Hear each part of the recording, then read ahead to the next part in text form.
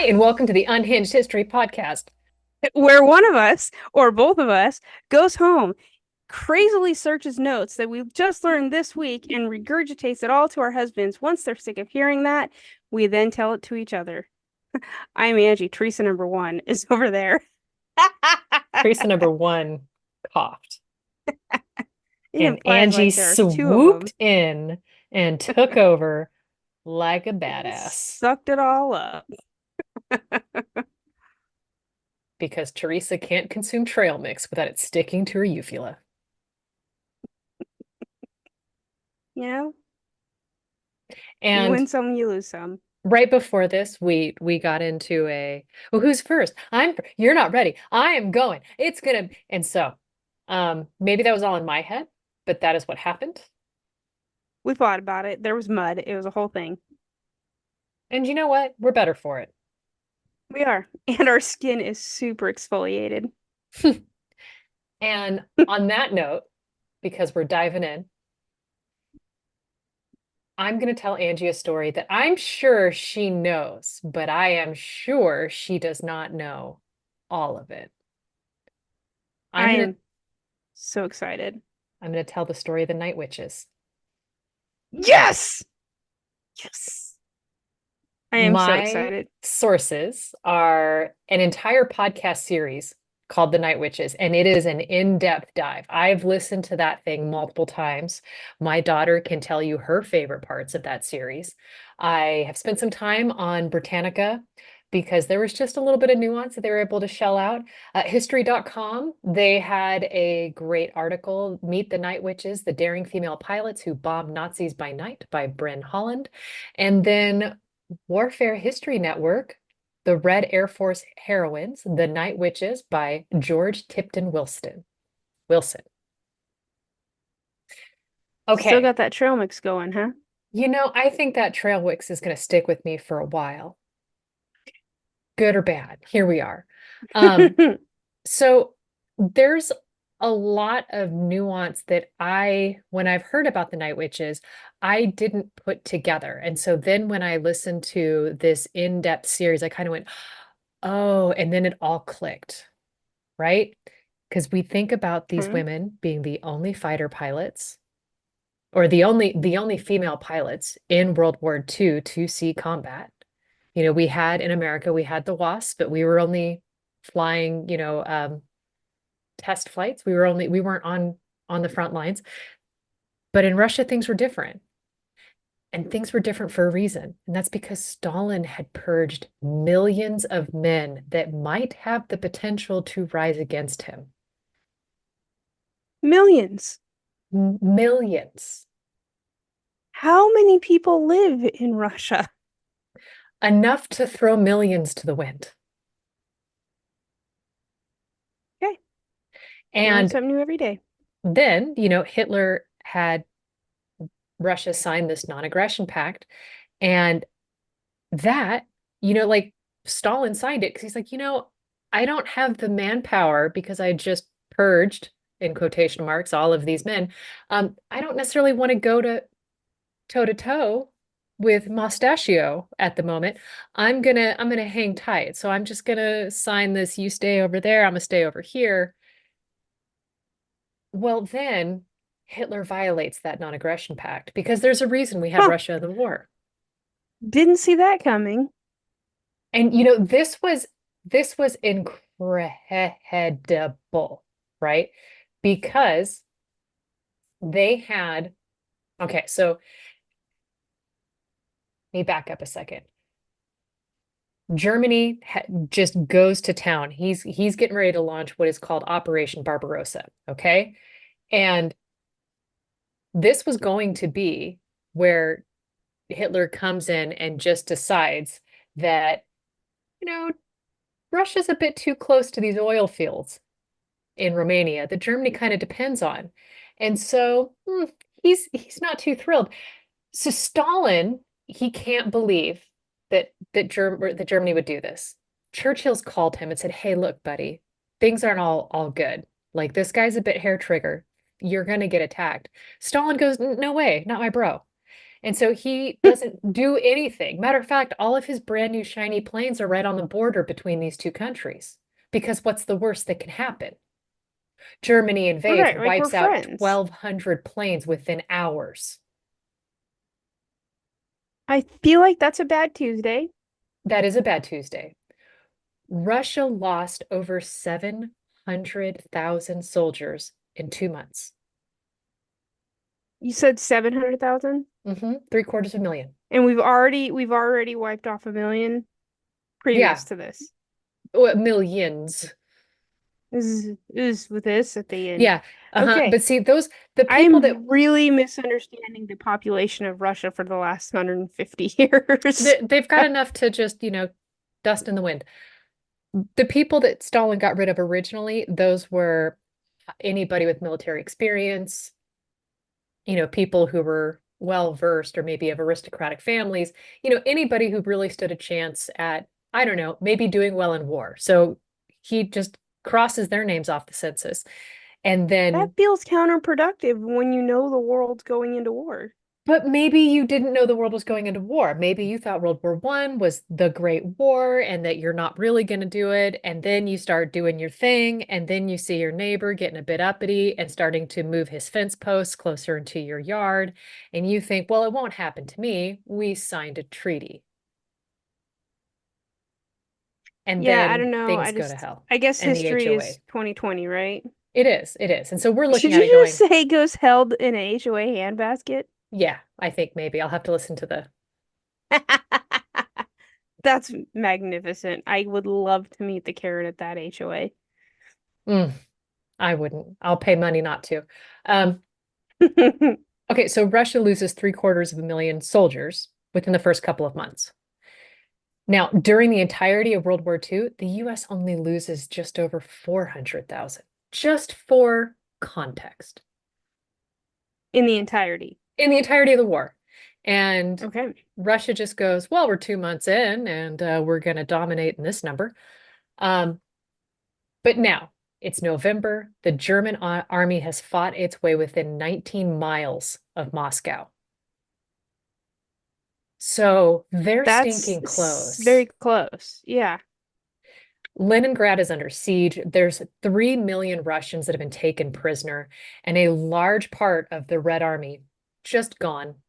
Like somebody kicked over the board game of Risk. Gone. Like gone as in we know what happened to them, or gone as Wiped out. in Dead. Deceased. okay, Unalived. removed, Hearts are no longer beating. Thoughts and prayers. ceasing to breathe. Okay, Now, got it. even before the war, the Soviet government had encouraged women to participate in activities that maybe would have only been for dudes. But the Soviets are doing things a little bit differently. So here, women were considered to be equal to their males in everything. They're deckhands, they're flying planes, they're very progressive. I love this for them. It helps that maybe they needed the bodies to be able to do this because we're just putting people through tripper shutters. No, I thought you were gonna say, but yeah, okay. Yeah. So by 1940, 1/3 of the trained pilots in the Soviet Union are women. And the Russian women pilots had set more flight records than the women of any other country. That is an insane number, 1/3. Yeah.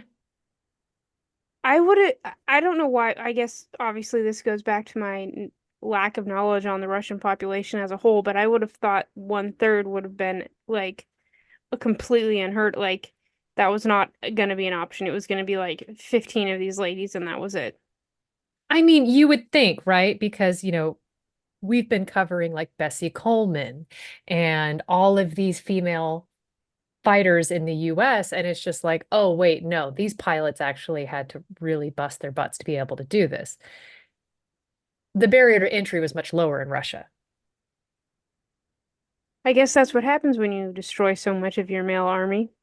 You suddenly have to Equality care about becomes a equality. thing. Yeah. Yeah. Well, okay So then. I'm not saying that maybe that's our path forward. but maybe that's our path forward. But it's definitely an avenue one could take. I'm just saying, apparently there's a precedent. Okay. Now, before we get too excited about the women fighting pilot or the women pilots, being a third of the total available, the Red Air Force only recruits men and boys, even if they have brief flying hours. And then they have them trained by the women who may, I don't know, maybe have 5 years of flight time because they believe women don't belong in war. Oh, okay. So equal until we're not. Equal but not. Yeah. Now, eventually, there is a woman named Marina Raskova, and she's known as the Soviet Amelia Earhart. She's famous not only as the first female navigator in the Soviet Air Force, but also for her many long distance flight records. She's receiving, because she is like the creme de la creme. Everybody knows who she is. She's a national hero. And women are writing her letters from all over the Soviet Union saying they want to join the war effort. Their husbands are dying, their sons are dying, their brothers are dying, their lovers are dying. And they're like, I have more flight experience than the yutzes you guys are putting into planes. Tag me in, coach. Yeah, this feels right. Now, she's carrying these letters in a suitcase. And because of her notoriety, every time she meets somebody with any kind of importance, she opens a suitcase, starts reading these suckers out loud. That's awesome. So she's campaigning. She's These, keeping her receipts. yes, Yeah. these are women who want to be gunners. They want to be pilots. They want to be bombers.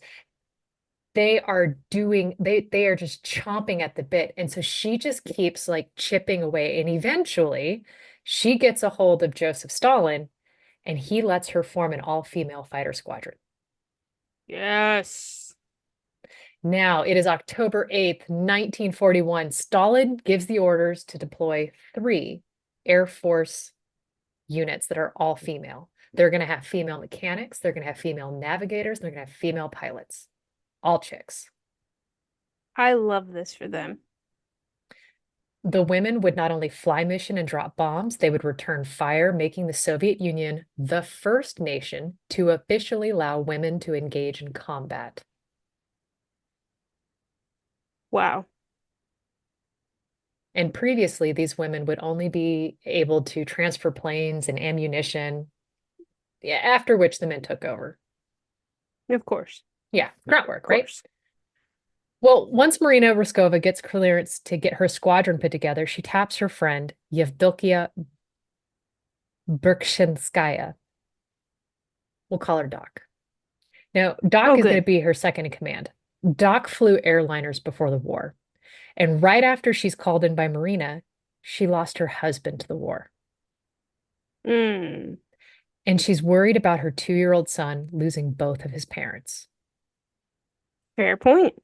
And with that, she takes her toddler, hands him to her mom, and joins the squadron and doesn't see her little boy for 4 years.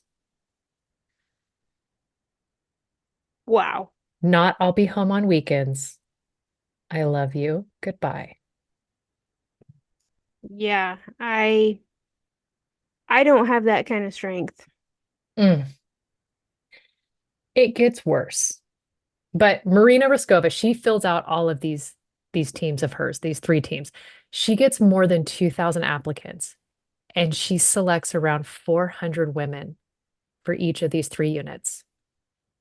Most of them, So go ahead. a total of 400 women for I like believe, combined? I believe Okay. 400 total.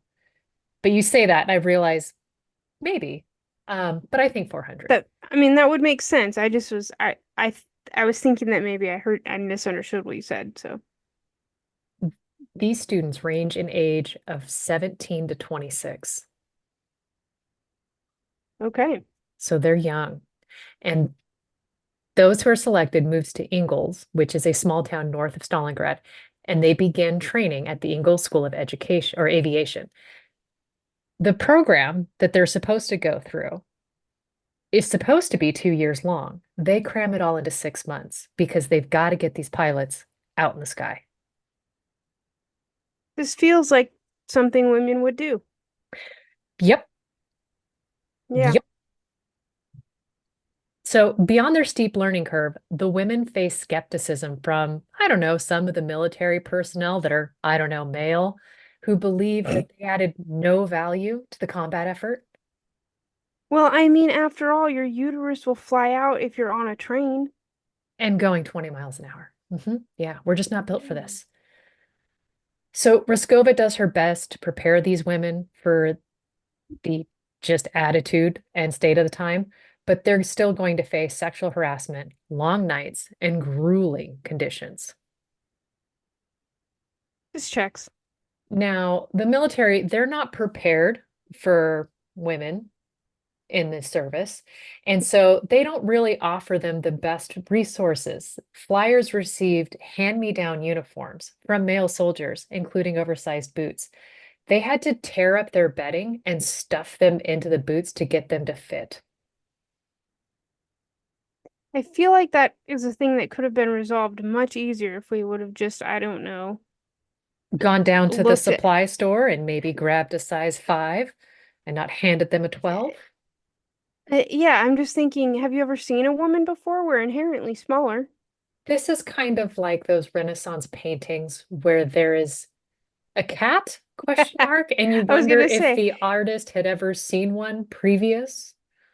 I want a cat. Gotcha, fam. Yeah, and it's like that has my Uncle Lester's face on it. Why?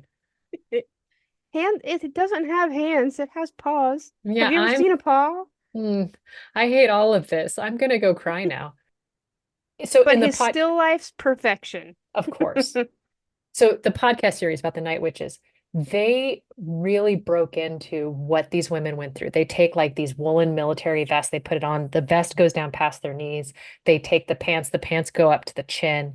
Like this is nuts. And they spend all night tailoring their own uniforms to get some semblance of something they can wear to work. Yeah, like something that actually works, Yeah, something that, instead of I don't having a know, belt on their forehead. right, something that'll stay up when they bend over kind of deal. Now, not only do they have real janky uniforms, they also have some outdated biplanes. They're basically flying some 1920s crop dusters that had been used as training vehicles. I knew it. Okay.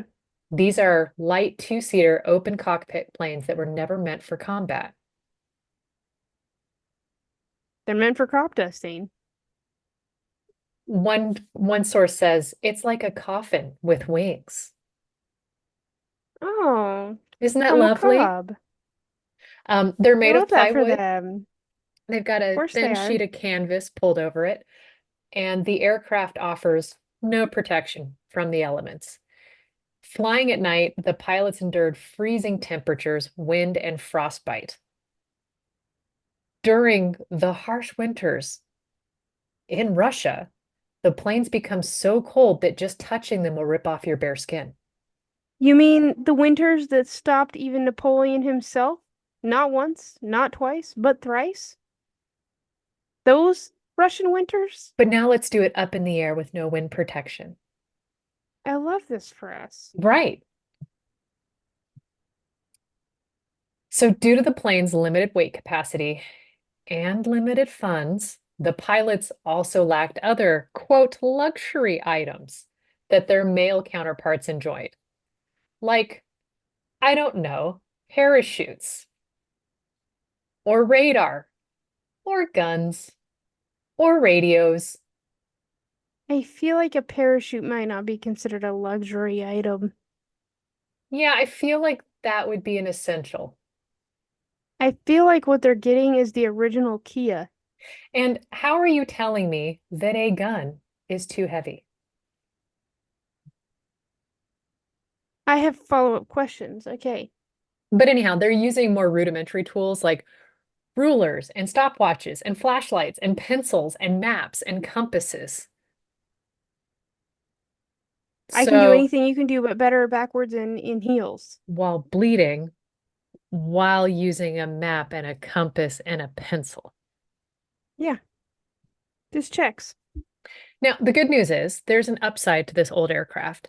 Their maximum speed is slower than the stall speed of Nazi planes, which meant that the wooden planes could maneuver faster than their enemy, making them a harder target, assuming this was during the day and they could, get the drop on their enemy.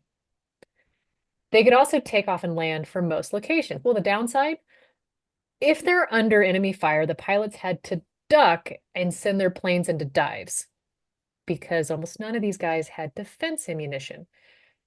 If they were hit by tracer bullets that maybe had a pyrotechnic charge, their wooden planes would burst into flames. That seems painful. That's not a I would say they problem. could jump out, but they have no parachute. Yeah, it's not a problem during wartime, is it? Is that gonna pop up later? I don't know. Is that going to So appear in the HR bulletin next month? Probably. yeah, yeah. Yeah. So shortened training, lack of radios, no modern tech, outdated aircraft. Despite all of this, these women become so feared that any German soldier that downed a night witch would automatically receive an Iron Cross. And it's the Nazis that give them their name. They had nicknamed them the Nachthetzen. I'm going to say, if the Nazis got one thing right in the wars they fought, it was naming their rivals. They were great Because at it. they named the Harlem Hellfighters in episode Yeah. 84. So if Stick to what you're good at. if you're white and you're not German, put your hand down when we're naming things. That's what we're asking. You have one job, and it's keep your hands in your lap. DC, put your hands in your pocket. Mm, You don't get to name anything. listen, Irish Joe, this ain't for you. So Maria Raskova, she's leading these badasses, right? She's on a routine flight to the regiment's new air base when bad weather strikes. And as she flew closer to base, the weather grew worse. And when she tried to land, she crashed her plane into an embankment on the other side of the river. Her and her crew were killed instantly. Marina Raskova had never flown a combat mission. Hmm. Now, this is one of those really heartbreaking things because you're looking at everything and you're like, well, I know she dies, but she dies like so early on. Now, with all of that, the Soviets are afraid of losing more commanders because, again, they had the purge, and I don't know, they don't have a lot extra. So they refuse to This feels allow, problematic. Yeah. yeah, they refuse to allow more commanders to go on these raids, which means Doc, who's the chief of staff, is not allowed to fly. And she's so bummed that she secretly flies 40 missions when no one's looking. I mean, do what you're good at. Now, the Germans have two theories as to why these women are so incredibly successful. They are either all criminals who were masters at stealing and had been sent to the front lines as punishment, or, hear me out, they have been given special injections from cats that allow them to see at night. It's one or the other. Or both. I like both options. Why Hmm. not both? So these little PO2 planes, they can only carry two bombs at a time, one under each wing.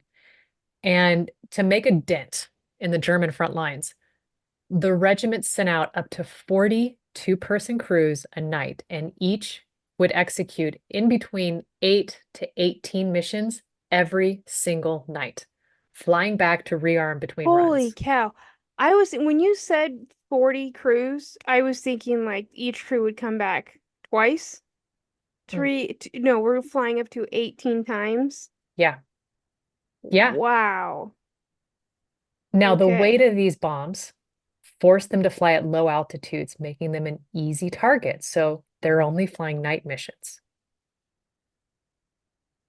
Now, these 18 missions a night mean these women would take turns napping in the plane. Like the navigator would be getting details for the next mission, the pilot would sleep, and they would take shifts where they'd get 20-minute naps all night long. Meanwhile, female mechanics are carrying, all told, 3 tons of bombs and fuel for each plane each night. Oh, that's insane. That is a ton. Well, 3 tons. 3 tons. The planes, with each pilot up front and the navigator in the back, they traveled in packs. The first planes would go in as bait, attracting the German spotlights, and that provided the much needed illumination, showed you where to hit.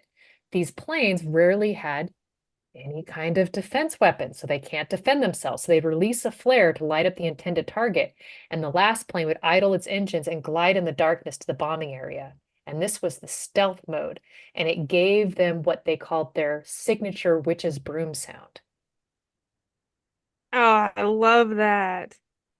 So Doc and the Night Witches, they're continuing to execute missions, and Doc learns that her mother's town, where her little boy is under enemy occupation.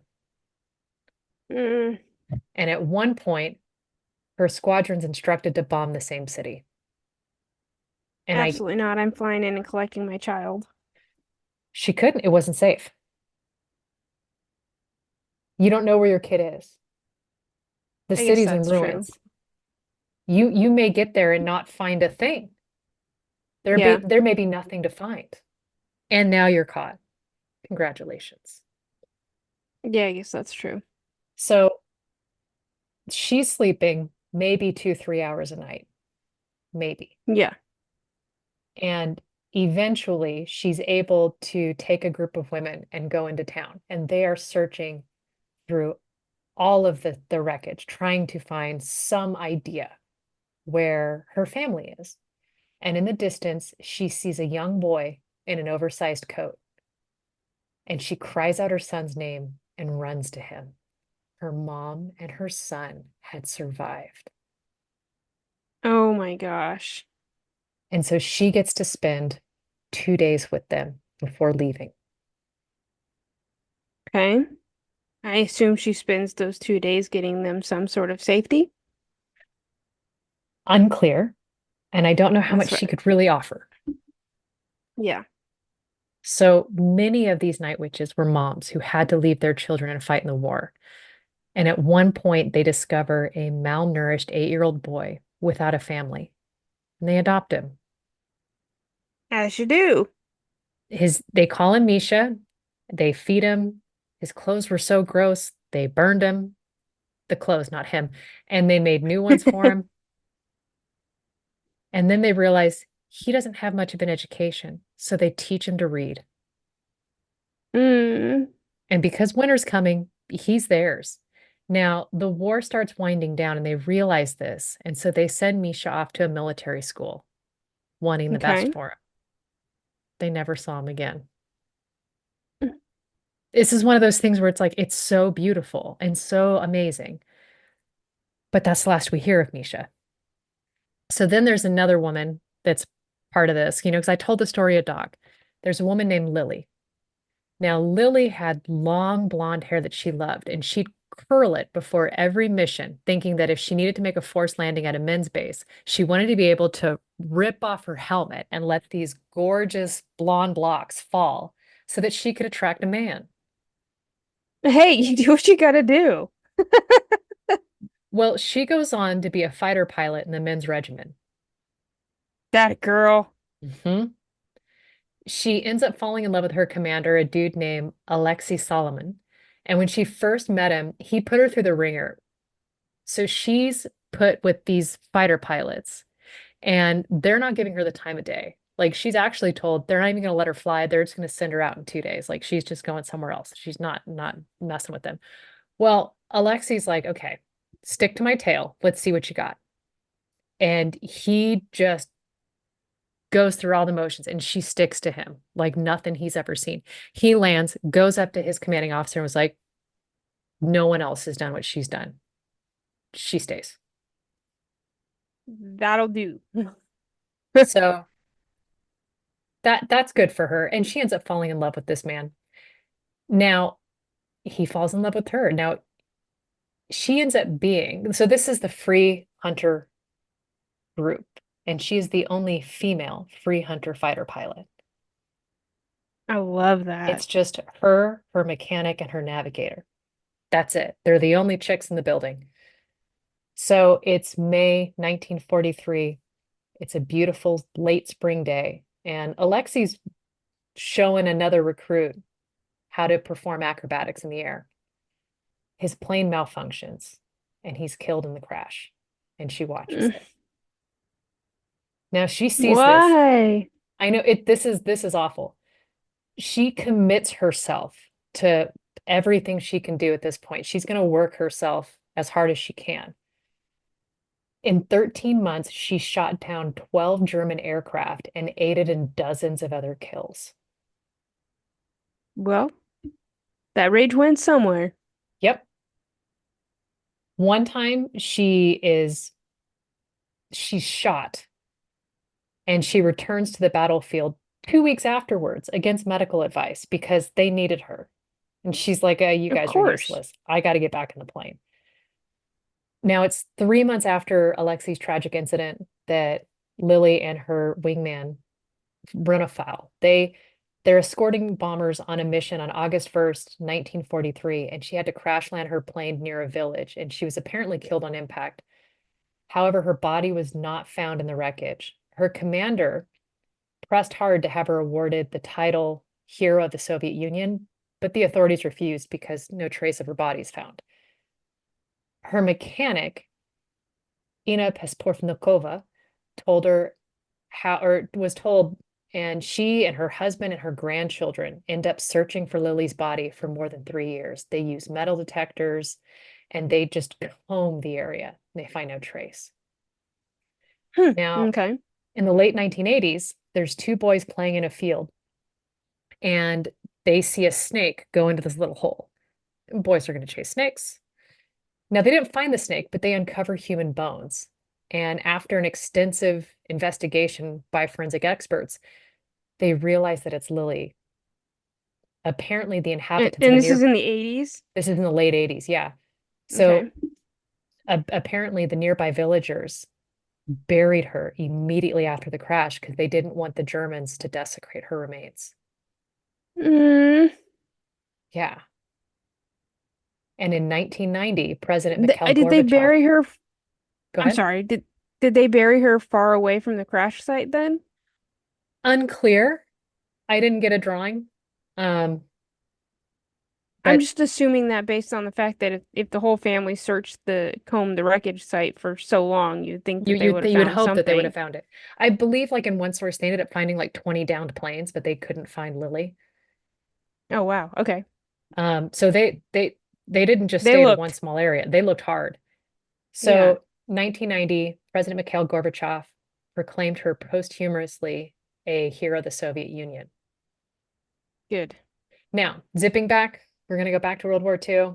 Their last flight took place May 4th, 1945. The Night Witches flew within 60 kilometers or 37 miles of Berlin.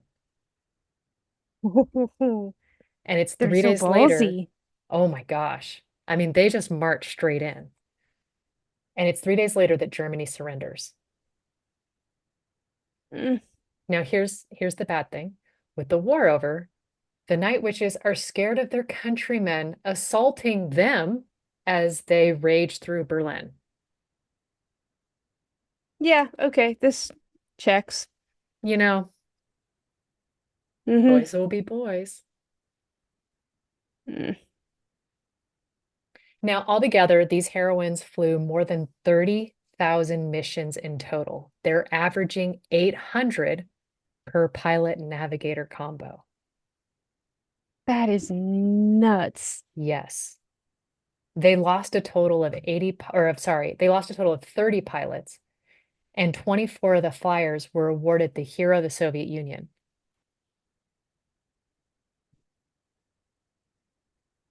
Now, Marina Raskova, even though she died and didn't fly a combat mission, she was given the first state funeral of World War II, and her ashes were buried in the Kremlin.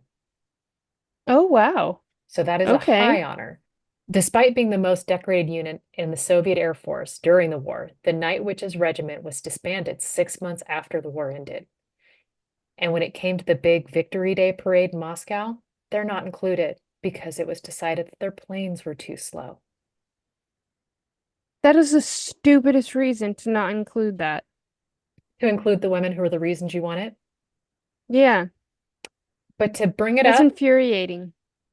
July 8th, 2013, Nadia Popova, the last living night witch, passed away. She was 91. Ugh. And I have pictures. Thank you so much. I would love to have sat at her feet and listened to her stories.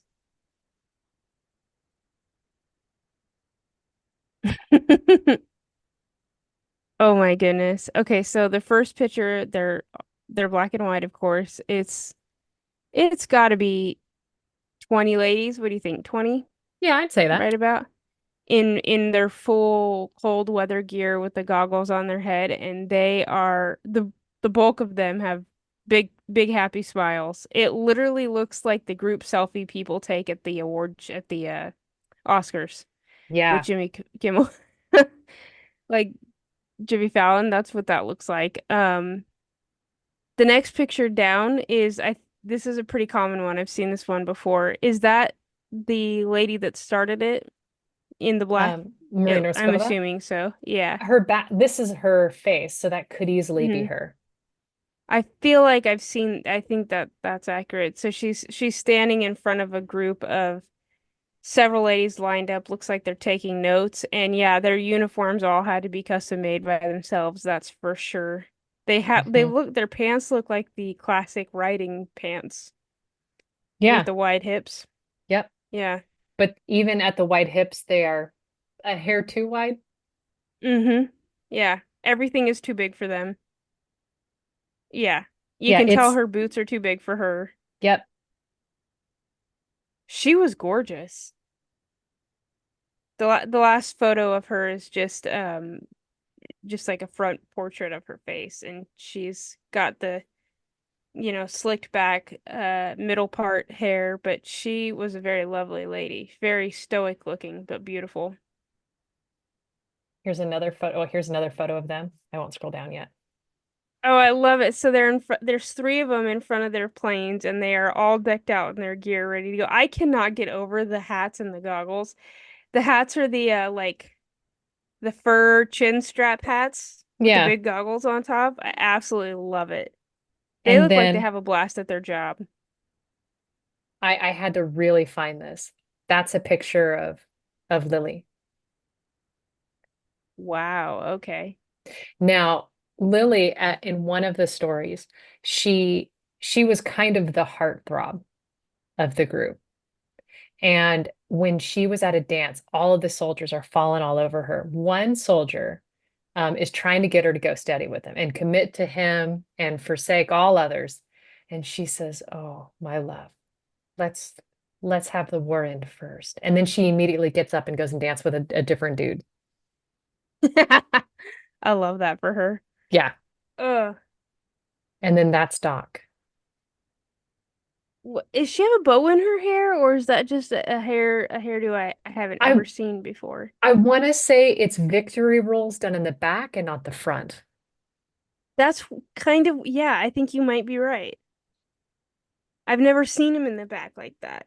But that's kind of what it looks like, you know? Like I don't think that's It is a hair. absolutely what it looks like. Yeah, that's not a hair ribbon or things like that. It looks like hair, but it's been Yeah.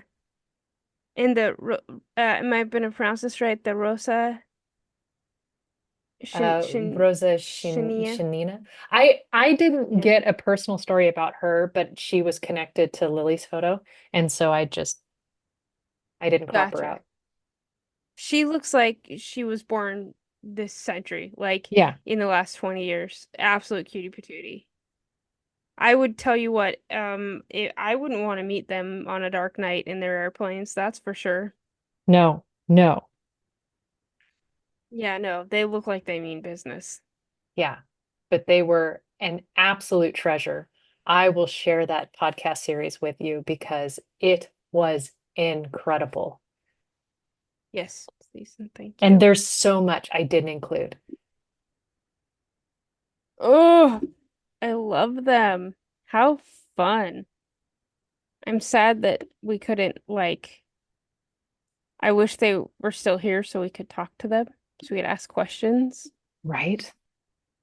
Yeah. Man. Oh, I have legitimately no way on how I'm going to segue from your story to my story Well, because you told me that your story is still World War II, so that should it be is in fact World War II. It's just such a different flavor of World War II. I'm that's that's where I'll start. okay. You know what? I'm not even gonna worry about a segue. I'm just gonna say I love the Night Witches. I love that you shared an in-depth look at a day in their life. And I'm gonna tell you about the time that the Navy had a flotilla of ice cream. Yep. Um, so my sources are that time the Navy spent $1 million on an ice cream barge, militarytimes.com. When the US Navy once had a concrete ice cream barge, that's from Atlas Obscura. A second article that I'm just mentioning because there are people that believe that this might be the case. I do not, but it's also from Atlas Obscura, and you'll see why later. A mental floss article that I actually didn't use at all, but I'm including it because everybody should go read the history of ice cream. Okay. So you should just go do that. All right. I'll be back. Multiple, yeah, I'll wait. Multiple articles from the U.S. Naval Institute that every time this was one of those ones where like every time you learn something you have to go learn something else Yep. because it just the last sentence was I'm sorry, those words in that order don't what? They don't sentence like that. I gotta go Google something because I need clarity on this. So, um, with that said, it is a World War II story, but do you remember the other day when I made the comment that Americans are not exactly known for their genius? I feel like we even They're talked about this with the Tootsie Rolls. Yeah, truly, I was wrong. I take back my statement because when it comes to brass tacks, they're very innovative when they want to be. While I so that said, my last story is kind of making me eat my words here. Well, no, your last one was on While Lafayette. or yeah, so the Tootsie Roll story and this story are making me eat my words. While I was doing the digging on the Tootsie Roll story, the man, the husband, if you will, came across another little known fact involving food and the boys on the front line. And I have to tell you, could not give it a proper amount of time between stories like this to share because it's just so silly. It makes me laugh so hard that I had to share it right now. Like, I could have waited, but it was weighing on my mind that you would hear it first, and then I couldn't tell you. Mm. So I just had to do it. So sorry about that. For some context, I have to give you another story first. In 1794, the US Navy, taking notes from the 1794. So British we're talking about World War II, but before we do that, we got to zip back before 150 we talk, years. exactly. We're going to Okay. give you the lead up to World War II. In in 1794, the US Navy, they're taking notes from the British and they established that all sailors were to receive a 1/2 pint of distilled spirits a day. Then, in 1806, the Navy encouraged the sailors to accept whiskey as a nice substitute for rum as it was often more expensive than the whiskey. Mm. Now, if a sailor didn't want to partake or was not of age, then they would be paid an extra 3 to 6 cents a day, which is a stupid low amount in my book. But, Well, and it's the also a 1806, pint so of rum. A yeah, pint. one pint. Or what it's 1/2 a pint. Okay, so half a pint's a bit different. I'm like, a pint. Like, there's a reason the Navy drink like fish. We've been training them for the last 200 years. Plus, actually, because they've been doing it long before we showed up. By 1842, the ration is reduced to 4 ounces or 1 gill. I didn't know what a Oh, gill was. I didn't either. I don't measure my alcohol in fish.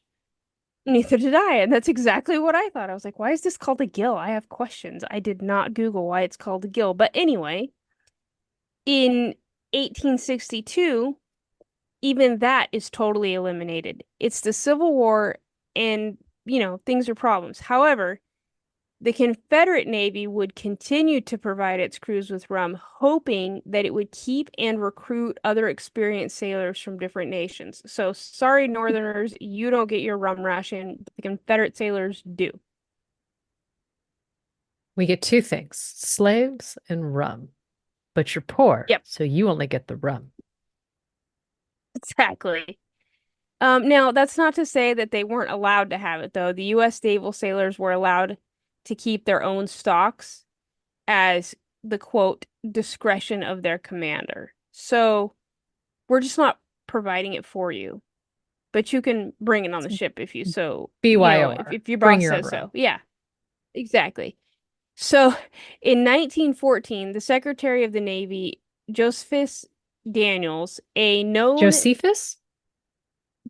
I want to say Josephus, but it's spelled a little differently than how I've previously seen Josephus spelled. So can we just say Joseph Daniels? Mr. Daniels, a known Mr. Daniels. teetotaler. Yeah, coincidence on the last name. A known teetotaler issues Order 99 and becomes numero uno on all the sailors' personal beef list. Order number 99 says, quote, the use or introduction for drinking purposes of alcoholic liquors on board any naval vessel or within any navy yard or station is strictly prohibited, and commanding officers will be held directly responsible for the enforcement of this order. I'm going to go out on a limb here, and I'm going to say that there are still some captains who had a few bottles of their favorites stashed away. Yeah. Wait, are you Yeah. saying that just because you make a rule, not everybody immediately conforms? Angie, it's against Yeah, the rules. sorry? Not what we're Well, here to do. you and I both know we're here to break the rules a little bit. I'm, So, are we really one to talk here? I'm gonna keep my mouth shut. So, to make a longer story shorter, A most logger of the short Atlantic, story? Did you say a a logger? longer, a Oh, longer story okay. shorter, to make a longer story, to make a longer story shorter, most of the Atlantic fleet, they're in Mexican ports in 1914. And as the deadline approaches, many of the ships, they're there because partly because of the occupation of Veracruz. This Now, feels like the pastry war, which doesn't it? also occurred in Veracruz. Now, what year was the pastry war? Because I cannot remember, and I specifically looked up Santa Ana, and sadly, we are 100 years Then it's gonna, uh Santa Ana was in the pastry separated. war, so that's gonna be the same That's same. that's what I was thinking. So we're sadly we're 100 years away. But That's all right.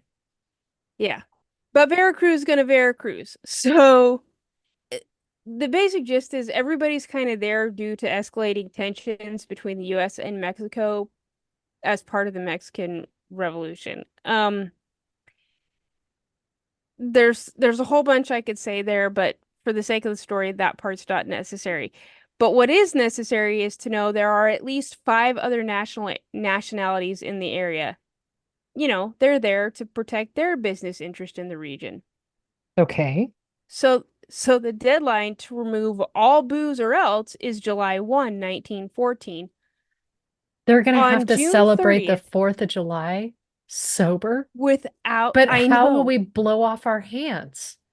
Angie, I, we had listen, plans. I am for those plans. But the Secretary Daniels was not. He is the fun governor of the century. Okay? So, on June 30th, the call goes out to the American fleet and the other five nations in the area. These five nations include England, France, Germany, Spain, and the Dutch. And I'm assuming none of them subscribe to this, we shall do it sober. Just have a listen. The Okay. U.S. Naval Institute says, quote, the ominous shadow of Europe on the verge of war hung over the assembled fleet. But the International Fraternity of the Sea always were ready for a frolic or a fight, joined with gusto in mourning the passing from American men of war of the long hallowed wine mess.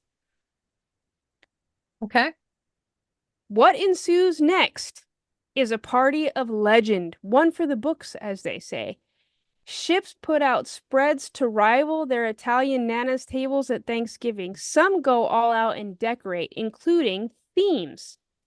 For example, the Naval Institute says that aboard the Connecticut, the Warrants won the prize for originality. They transformed their mess room into an excellent replica of a Wild West saloon with bar, brass rail, mirror, and the alluring nude behind the bar, spittoons, and gambling equipment. Where did they find these? I have been on naval boats. That has got to be a I ton of work. have no clue, but they really gave it their. You know what? This is the precursor to the boys in World War II that were used to design sets in France. Okay. The Ghost Army. I'm Yeah, just no, you're saying, right. like, Okay, you're right. there's some guys that they're very innovative, if you will. Some of the cowboy costumes are even very convincing. The junior officers, sometimes called the steerage, they specialize in an abundance of liquor in general and an extravagant expenditure of champagne. Can I just say, what do you specialize in? Liquor, champagne. Liquor. So I'll have to go back and find it for you and kind of include it on social media or whatever. But so the basic gist is this. June 30th, the commander of one of the ships puts out this call to the nearby naval vessels. And it's a call and it's very what's the word I'm looking for? Very appropriate for what would be announced for a full burial at sea. They are going to announce the mourning and death of their friend King Barleycorn. Mm. Okay, so now that you know that, this party has these six nations boarding each other's ships as if they are there to mourn the passing of their king. So captains are in their regalia meeting other dignitaries. It's a whole thing, but the gist is just we are looking for the next boat to party on. Have you run out of booze yet? And this goes on all night long. I like the scavenger hunt. I do too. Now, similar events, because that's just like I could tell the story, just this portion of the story, for like the next 3 hours. Similar events happen all over the world when this call goes out, except for this one in the Mexican ports happened to be the biggest and probably the best one. But I just know for a fact that if the Kamchatka was still in operation, it for once would not have been afraid of Japanese torpedo boats. No, I think they would have had a grand old time. They've prepared for it. They've Oh, been training for it. They're still training for this. this is what they were made for. Like they were. Anyway, on to my actual story, because if that wasn't enough, I've got more. So, following the 1914 ban on board, if you will, another thing happens. Can you venture a guess? Or do you care to venture a I guess? have no idea where this is going. Prohibition happens, Well, right? okay. Yeah, no, I knew Um, that, but I thought we were zipping okay, so far into World War II and I had no we're idea. about to. The 18th Amendment is passed, and it's 1919. Morale is super low because you can't even drink on shore at your favorite bar right now, right? But prohibition causes another problem, though a financial one. And some of the brewers and distillers in the country do something super random in my book, and they start making ice cream to stay afloat during the prohibition years. I would not have seen that Now, coming. I could have seen neither would perfume. I. I could have seen, you know what I mean? Medical supplies, Right. like rubbing Something adjacent. alcohol. Yeah, ice cream, I did not see that coming. So, so to boot that, technology at the time is quickly changing, and the Navy had already begun adding ice cream makers to ships in the early 1900s. So ice cream becomes the new go-to thing. It's the it thing to boost morale and make sailors happy. Military.com says, quote, between 1916 and 1925, ice cream consumption grew by 55% among hungry Americans. So, it is worth saying here that with the help of two big dairy lobbies, the government was convinced to include ice cream on the list of crucial foods, despite the fact that there was, of course, rationing and there were cuts to access like everyday staples like milk and sugar and other basics. But ice Big cream was ice still cream. available. Big ice cream Big came ice in, cream. took Mm-hmm. over, lobbied hard, Sure did. went straight to the They DOD. they did. Um, Fun fact, a couple of other items that are on this crucial foods list for the Army were tobacco and chewing gum. One of these All of these things is not things, like the other. yeah, all of these things boost morale. Thus, it was actually quite crucial, if you ask me. When the ice cream wasn't available for whatever reason, the boys would make it themselves with whatever they could get their hands on. This sounds problematic considering we have heard of people keeping ducks in their barracks. Truly, we'll get to some of their options. Oh no. Military.com has this really great quote about the times. If an army marches on its stomach, as Napoleon Bonaparte once purportedly said, then a fighting force as large and powerful as the one the United States fielded in World War II is also going to need dessert. That was the thinking behind a surprising number of decisions made at the highest level of American military power during the war, anyway. And that whole paragraph, I was like, stop it. The highest level of decision. Yeah, this actually is this super fits. Like, so this is how the US Navy comes to have a flotilla of ice cream delivery ships and a floating concrete barge that they borrowed from the Army and retrofitted it as an ice cream factory and parlor. It could store up to 2,000 gallons, or if you'd like, that's more than 8,000 pounds of the frozen goodness. I've never measured ice cream in pounds. It comes in the gallon tub Yeah, I needed to know what kind or of the half weight that gallon. was going to be. I needed to know. My brain was like, what is a gallon? That's milk, not ice cream. But I also don't know what a single serving of ice cream is because two-thirds of a cup is a stupid amount. Yeah, no, that's just for people who don't like themselves. Truly, I mean, truly. This barge, it has no engines, so it had to be tugged, which I think is so cute. It could, however, make 10 gallons of ice cream in just 7 minutes, meaning one shift on the barge could produce approximately 500 gallons of the frozen dessert for sailors. I'm okay with this. Me too. This barge would carry ice cream around to other ships smaller than a destroyer because sadly anything smaller than a destroyer wasn't outfitted with its own ice cream making facilities aboard. And that is the silliest sentence I think I'm going to say all week. I mean, Okay, but so destroyers are so much smaller than aircraft carriers. and anything smaller than a destroyer doesn't have its own ice cream making facilities. For funsies, it costed the Navy $1 million to retrofit. Today, that would be over $22 million We had to priorities. retrofit this barge. Truly, we did. So, That's why we need a great defense budget because we need to retrofit these barges. for ice cream, I mean, not wrong, Facts. if we're being honest, Facts. right?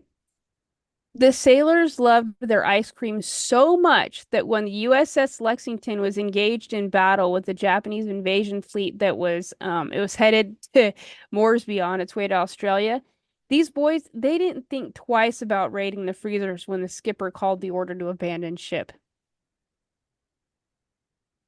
I Yeah, I'm just gonna let you sit with that. If we're taking on water, me grabbing some vanilla is not coming to the top of my mind. It did for them. It was that important. One article says, quote, survivors describe scooping ice cream into their helmets and licking them clean before lowering themselves into the Pacific.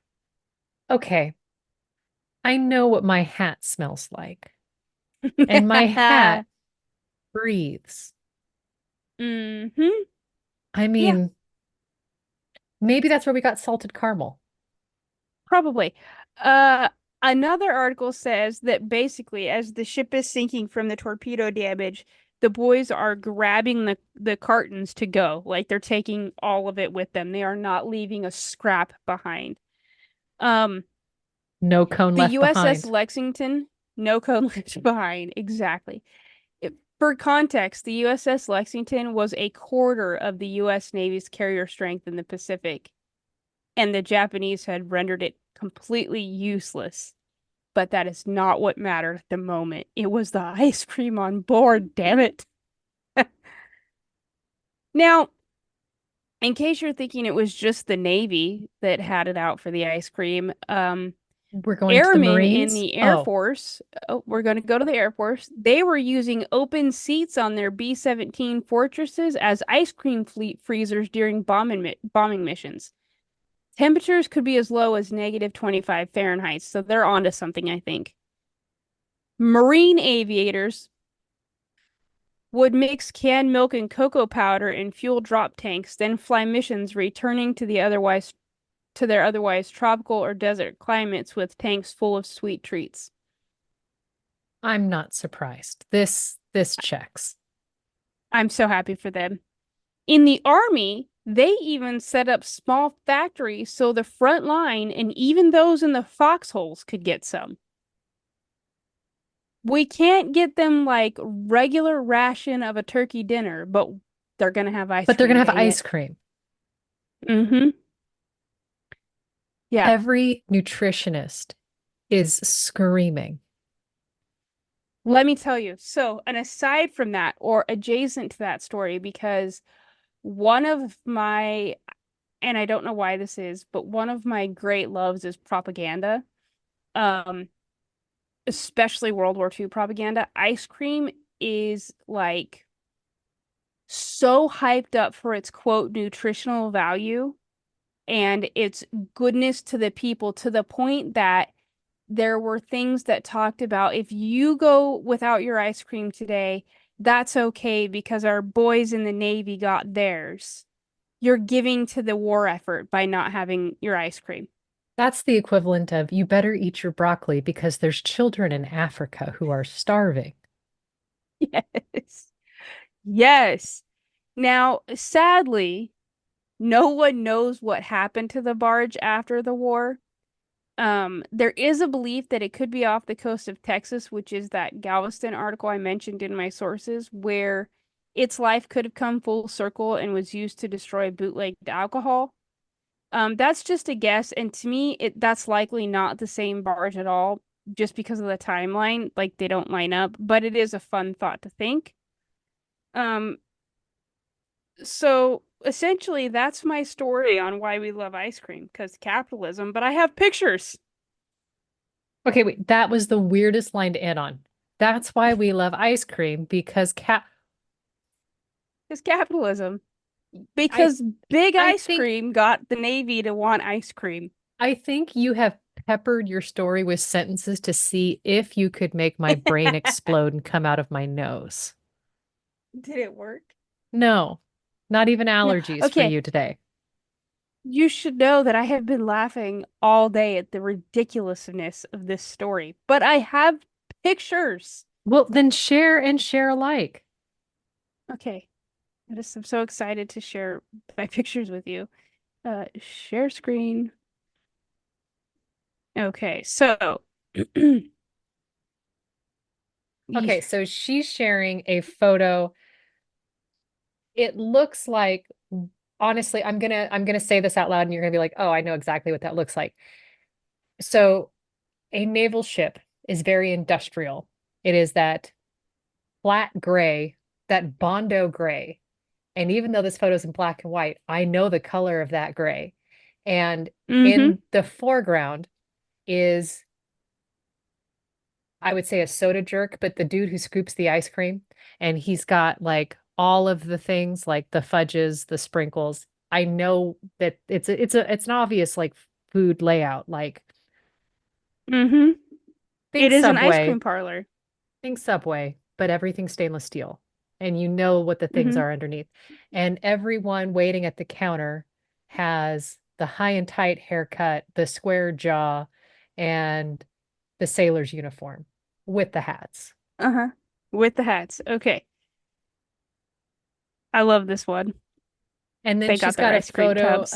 of everyone, and they look like the candid photo your mom takes at your 16th birthday party where nobody fully Yeah. had an idea that the camera was getting ready to be, and everyone's like, I love stop taking my click.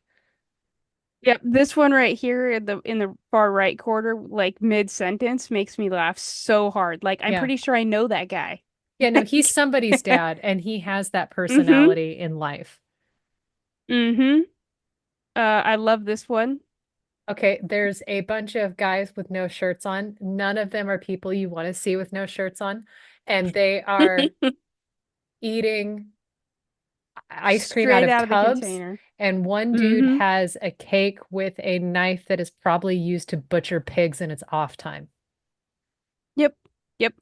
Um, okay, so here's a bit of the propaganda. It's hard to read, but this is a piece that was designed to show what the army considered Okay. crucial foods So for. it's it's an American flag. And in the blue, it says your battleship and her requirements. Going diagonal across the flag is a naval vessel. And then the foods that you would associate with the food pyramid done in clip art on the Mhm. red bars. And I'm assuming one of those is going to be ice cream. Yep, yep. I love it so much. So there are my pictures. I did want to mention that there is a website called Forgotten History, the U.S. military's obsessive World War II ice cream crusade. Todayifoundout.com that has a rather lengthy story about the amount of times it took for the Marines to figure out how long and exactly the mechanical recipe necessary to make ice cream while they flew. So if you have nothing to do and you would like to know all about how they figured out that they could make ice cream in their next to their fuel tanks on Marine fighter planes, it's there. And Okay. it's also worth mentioning that this trick was figured out independently by multiple nations. Oh, this So is like that's when we the story. realize that many ancient civilizations had pyramids. Yeah. Yeah. So that's the story about how alcohol got banned on naval vessels and replaced with the almighty ice cream in World War II. Wow. Bet you didn't see that coming. No, that was quite the switcheroo. And I've been honestly, cackling to myself. I expect nothing less from you.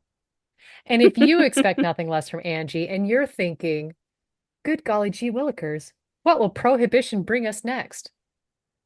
Rate, review, subscribe, and send this to your favorite person who makes ice cream out of their fighter plane. And on that note, Yeah. goodbye. Bye.